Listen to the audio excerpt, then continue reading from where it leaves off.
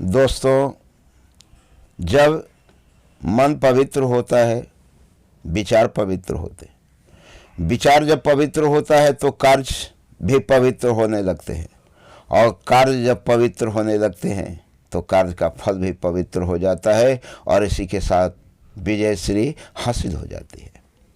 तो जब सीता को लाने के लिए सारे प्रभु के बंदर, भक्त, सुग्रीव, अंगद, जामवंत, हनुमान सारे व्याकुल हो रहे थे, उसी समय भगवान जी ने आदेश दिया, सुग्रीव को बुलाओ। और कपिराज सुग्रीव को बुलाया गया और भगवान राम ने कहा, चलने की तैयारी करो। कहाँ चलने की तैयारी करो? लंका पर विजय प्राप्त करने के लिए।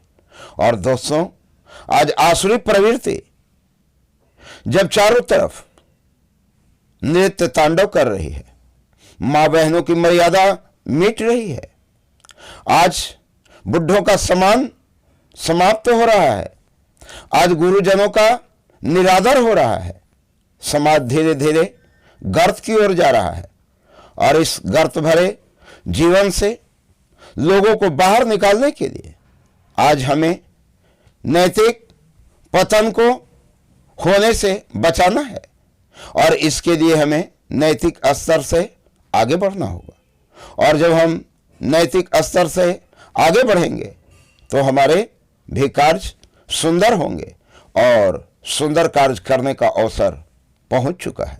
अयोध्या की मिट्टी, अयोध्या के कण कण, अयोध्या की सरजू की धारा आज कल कल ध्वनि में हमें पुकार रही है। 22 जनवरी को भव्य आयोजन जो अयोध्या का होने जा रहा है, जो हमारे रामलला का सुंदर देश का उद्घाटन होने वाला है, उसके लिए अयोध्या छावनी में बदल गई है।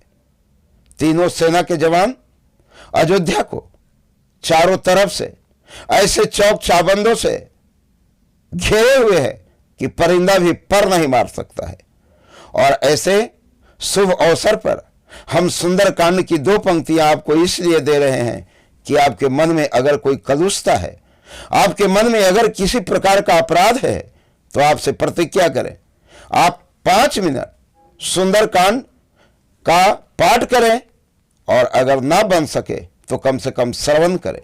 इसीलिए श्रवण कराने के लिए हम सभी भक्तजनों का सादर अभिनंदन करते हैं, और आपसे करबद्ध प्रार्थना करते हैं कि इस एपिसोड को आप सुनने के बाद आगे अग्रसर करें, ताकि अन्य लोग, अधिक से अधिक लोगों का उद्धार हो सके। कलयुग जो नृत्य लीला कर रही है, उस नृत्य लीला को रोका जा सके, फिर से हमारे मनोवृत्ति, हमारे भाव को शुभ बनाया जा सके। तो देखिए भगवान राम सुंदर कांड में क्या कहते हैं कि अब विलंब के ही कारण कीजे, तुरत कपिन है कहुआ सुदीजे, कौतुक देख सुमन बहुबर से, अनभिते भवन चले सुरहर से। जब समय अनुकूल आ जाता है तो भगवान भी शुभ कार्य करने का आदेश दे देते हैं, और जब तक भगवान आदेश नहीं देते हैं कार्य पूर्ण नहीं होता है। लेकिन सब भक्तों के मन में, सारे बंदर भालुओं के मन में अभिलाषा थे लंका पर चढ़ाई करने के, इससे भगवान ने आदेश दिया और कहा अब विलंब के इस कारण किया जाए। अब विलंब करने का कोई कारण ही नहीं था, अतः बानरों को तुरंत